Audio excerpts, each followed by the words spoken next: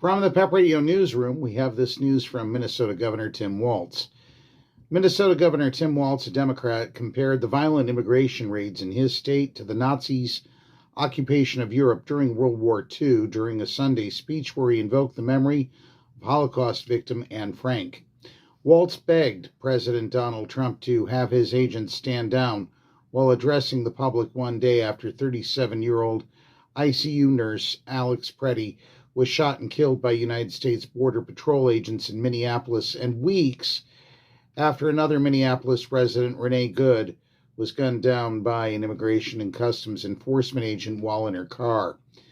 The deaths, along with the intensity of federal agents' tactics and their use of force against demonstrators, have incited widespread protests across the North Star state, which Walz described as one of the safest places in the country to live.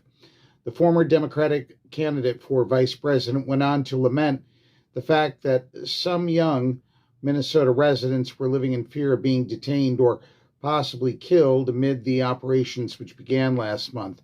We have got children in Minnesota hiding in their homes, afraid to go outside, Walz said. Many of us grew up reading that story of Anne Frank. Somebody's going to write that children's story about Minnesota. In personal diaries which were published posthumously, Frank chronicled her and her family's life in hiding during the Nazi occupation of Amsterdam, Netherlands, between 1942 and 1944.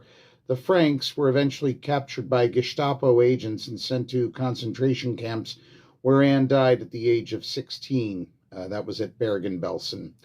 Sunday's speech was not the first time Walz likened the brutality of America's immigration operations under Trump to agents of the Third Reich. While delivering a speech at the University of Minnesota's Law School graduation last May, he described ICE as Donald Trump's modern-day Gestapo in scooping folks up off the streets.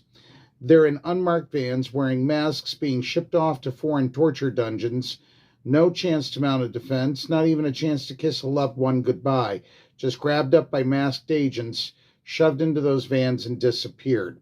The Department of Homeland Security denounced Walz's remarks in a post on X at the time, calling it absolutely sickening to compare American law enforcement to Nazi forces. It's truthful. That plain and simple, that's what it is. It's truthful. But that's what we know for now. From the PEP Radio Newsroom, I'm David Moore.